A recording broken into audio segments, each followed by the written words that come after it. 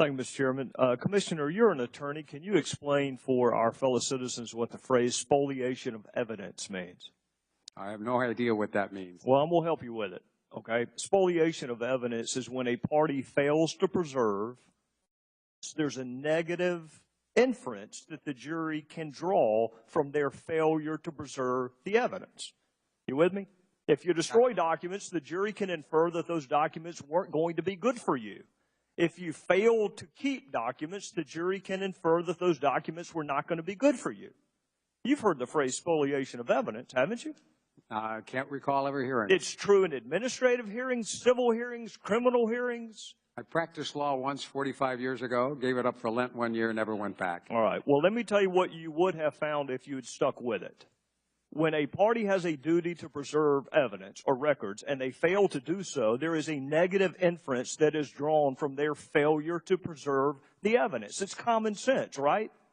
If you destroyed something, the jury has a right to infer that whatever you destroyed would not have been good for you, or else every litigant would destroy whatever evidence was detrimental to them. Agreed? I'm not sure. I think if you destroy the evidence and people could prove it, it wouldn't be a good thing for your defense. Well, no, it's worse than that. The jury can draw, and they're instructed, they can draw a negative inference. All right. And that's true if a taxpayer is being sued by the IRS administratively, civilly, or prosecuted criminally, and they fail to keep documents, the jury can draw a negative inference from the fact that they didn't keep receipts or emails or documents. So if it's true and applies to a taxpayer, it ought to apply to the IRS as well. Agreed? Is this a trial? Is this a jury? Is that what you're... I said administrative, civil, or criminal. If you want to go down that road, I'm happy to go down it with you, Commissioner. In fact, I'm glad you mentioned it.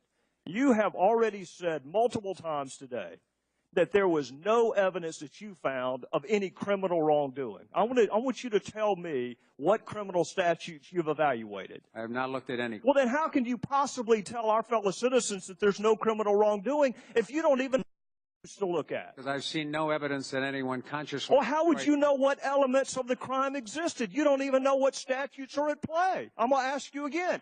What statutes have you evaluated? I think you can rely on common sense that nothing I have seen... Common sense. Instead of the criminal code, you want to rely on common sense. No, Mr. You can shake your head all you want to, Commissioner. You have said today that there's no evidence of criminal wrongdoing. And I'm asking you what criminal statutes you have reviewed to reach that conclusion. I've reviewed no criminal statute. All right, so you don't have any idea whether there's any criminal conduct or not because you don't know the elements of the offense. I've seen no evidence of wrongdoing. Oh, well, that's very different than no evidence of criminal misconduct, Commissioner. Well, it seems to me if you haven't done wrongdoing, it'd be pretty hard to argue that you've had some criminal violation if you didn't. Well, what did Lois Lerner mean when she said perhaps the FEC will save the day? I have no idea what did she say? What did she mean when she said we need a project, but we need to be careful that it doesn't appear to be per se political? You don't think that's a potential violation of 18242? I have no idea if it... Because you haven't looked at 18242, and you don't have any idea, Commissioner. You don't have any idea whether there's any criminal wrongdoing or not.